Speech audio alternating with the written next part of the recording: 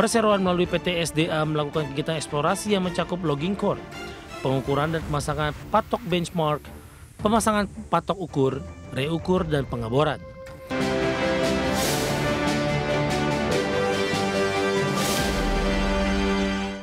Keinformasi emiten pemirsa di mana PT Aneka Tambang Tbk atau Antam melaporkan hasil eksplorasi pertambangan emas, nikel, dan bauksit di periode kuartal ketiga di 2025. Dalam eksplorasi 3 komoditas tersebut, Persero mengeluarkan dana yang belum diaudit sebesar 176,95 miliar rupiah. Dikutip dari keterbukaan informasi Bursa Efek Indonesia, untuk komoditas emas, Perseroan melakukan kegiatan eksplorasi di Pongkor, Jawa Barat. Hingga akhir kuartal 3 2025, kegiatan tersebut difokuskan pada pengeboran yang terdiri dari in-mine drilling atau bawah tanah dan deep drilling atau permukaan tanah. Perseroan juga melaporkan eksplorasi nikel per 30 September 2025. Untuk kegiatan eksplorasi nikel di Konawe Utara dan Pomala meliputi pemetaan geologi, percontohan core, logging core, pengukuran grid dan reukur, pemasangan patol pre-drill dan post-drill, pengukuran resivitas, pengeboran single tube, preparasi, analisis laboratorium. Eksplorasi nikel di Buli, Perseroan melalui PT SDA melakukan kegiatan eksplorasi yang mencakup logging core, pengukuran dan pemasangan patok benchmark, pemasangan patok ukur, reukur, dan pengeboran. Sementara eksplorasi bauksit sampai akhir September 2025 berlangsung di Tayan. Kegiatan yang dilakukan antara lain penggalian test pit, pengukuran dan pemasangan patok benchmark, dan pembuatan sumur uji. Eksplorasi nikel di daerah Landak dilakukan identifikasi lahan, pemetaan geologi. Sedangkan di daerah Mempawah Toho kegiatan yang dilakukan identifikasi lahan, pemetaan geologi, dan pembuatan sumur uji. Lebih lanjut, Perseroan melalui unit Geomin melaksanakan kegiatan eksplorasi mineral yang terintegrasi seperti aktivitas survei area, eksplorasi geologi, eksplorasi geofisika, survei geodesi, pengeboran, pengujian analisa fisik dan kimia, perhitungan cadangan dan sumber daya mineral yang didukung dengan sistem informasi geografis yang terintegrasi. Korporasi Sekretari PT Aneka Tambang Tbk atau ANTM Wisnu Dadandi Haryanto mengatakan kegiatan eksplorasi ini dilaksanakan untuk memastikan kecukupan potensi sumber daya dan cadangan mineral strategis perusahaan. Berbagai sumber ada di channel.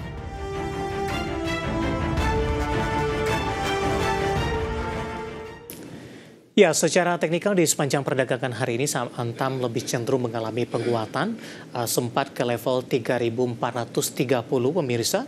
Kemudian penguatan saham Antam lebih ke arah terbatas dan posisi saat ini di 3.370. Langsung saja kita ke grafis yang pertama, kita akan coba lihat pergerakan saham Antam di sepanjang perdagangan hari ini. Dapat Anda saksikan grafis di layar televisi Anda pemirsa.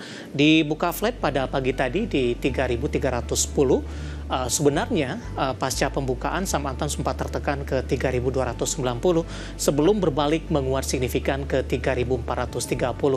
Pada pukul 10 penguatan terbatas ke 3.380 dan pada pukul 11 penguatan lebih ke arah terbatas lagi di 3.290. Pada pukul 12 melanjutkan penguatan ke 3.350 dan ke 3.360. 50 dan 60 di pembukaan sesi kedua. Saat ini Antam bergerak di level 3.370 menguat di 1,81%. Ke grafis selanjutnya pergerakan saham Antam dalam 6 bulan terakhir pemirsa.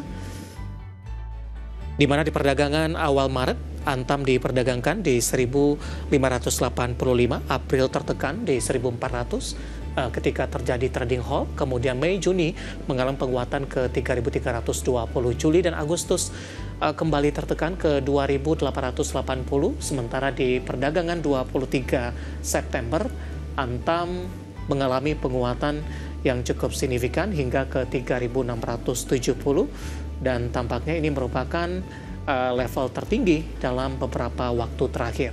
Kemudian dari sisi valuasi dengan beberapa indikator yang ada pemirsa, ke grafis selanjutnya kita akan coba lihat dari posisi price to earning ratio-nya di 8,57 kali, PSR-nya di 0,57 kali, PBV-nya sudah jauh di atas 1 kali, 2,48 kali, PCFR di 17,69 kali. Ya, kombinasi secara fundamental, teknikal, dan juga dari sisi valuasi, dan semoga bisa menjadi salah satu referensi untuk Anda.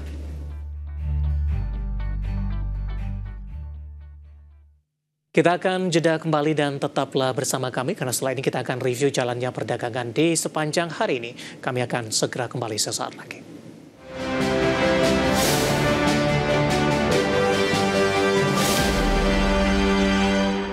Terima kasih untuk Anda yang masih bergabung bersama dengan kami dan di segmen ini kita akan review jalannya perdagangan di sepanjang hari ini di perdagangan awal pekan di mana indeks harga saham gabungan lebih cenderung mengalami pelemahan meskipun pelemahan berhasil terpangkas dan indeks harga saham gabungan kembali ke level 8.200-an dan kami ingatkan kembali Anda masih bisa berpartisipasi di WhatsApp interaktif di 0812 di 8788 di 3723 seperti yang tertera di layar televisi Anda nantinya dan saat ini kami sudah terhubung melalui Zoom bersama dengan Ibu Liza Kamelia Suryanata yang merupakan Head of Research Kiwom Sekuritas Indonesia. Kita akan langsung sapa saja.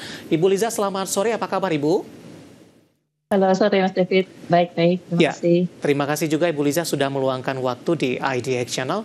Di perdagangan awal pekan, Ibu, indeks harga saham gabungan lebih cenderung mengalami tekanan, namun pelemahan lebih ke arah terbatas dan posisi saat ini indeks harga saham gabungan sudah kembali ke level 8.200-an.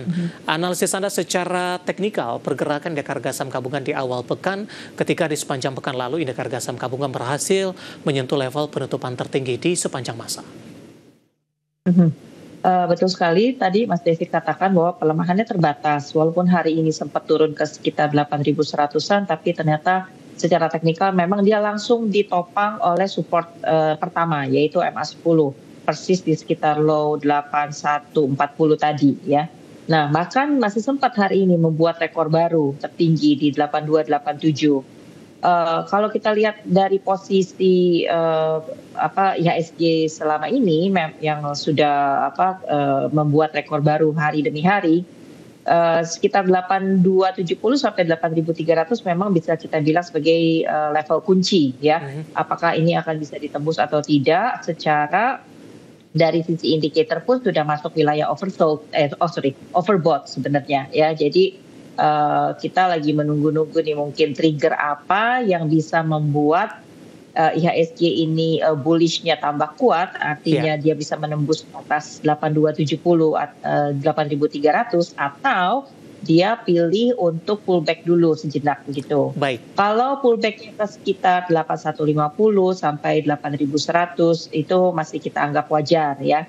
Karena secara big picture-nya itu memang masih dalam pola uptrend. Tapi kalau udah deket-deket 8.020, apalagi kalau jebol ke bawah 8.000, level psikologis, nah itu baru menimbulkan alarm yang lebih mengkhawatirkan. Gitu. Baik, dari sisi sentimen Ibu, di tengah shutdown dari Amerika Serikat masih terus berlangsung di pekan lalu, sentimen global cukup mendukung adanya kesepakatan gencatan senjata antara Israel dan Hamas, meskipun ini baru di tahap pertama begitu. Kemudian di akhir pekan waktu Amerika Serikat, Trump kembali melontarkan terkait dengan tarif 100% untuk China begitu. Bahkan akan membatalkan pertemuan dengan Xi Jinping, namun beberapa waktu kemudian Trump tampaknya sudah melunak dan pertemuan akan tetap dilakukan meskipun ada beberapa syarat tertentu yang harus dipenuhi oleh Tiongkok. Analisisnya seperti apa di sisi sentimen Ibu di tengah shutdown-nya Amerika Serikat? Oke, kalau kita bicara di sini bintang utamanya mungkin adalah Trump ya. Dan kita tahu dari sisi personality dia tuh kadang dia bicaranya gampang sekali berubah-ubah begitu. Nah, mengenai tarif untuk China ini 100% yang paling baru dikenakan, ini ternyata juga langsung segera dibalas oleh China ya dengan dikenakannya biaya tambahan atas kapal-kapal yang berbendera AS gitu.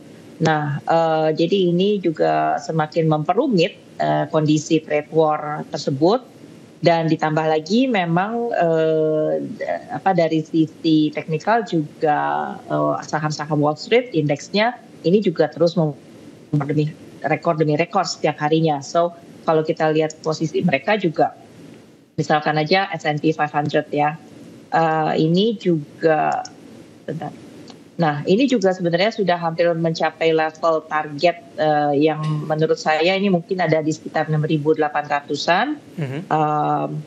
Kalau dari sisi indikator malah lebih jelas, RSI-nya ada negative divergence, artinya apa? Walaupun S&P 500 ini pesannya naik terus ya, tapi sebenarnya buying momentum sudah mulai melemah sedikit demi sedikit. Nah, kemudian penutupan pekan lalu juga ini menimbulkan bearish engulfing candle yang yang penurunannya cukup signifikan, tapi masih ada satu level lagi yaitu 6540 yang kalau misalkan nanti malam ini tidak bisa bertahan, secara futures S&P 500 katanya sudah naik lagi akibat Trump itu sudah menenangkan dengan kata-kata don't worry about China, semuanya akan baik-baik saja begitu. Baik. So ya kita lihat dinamika ini.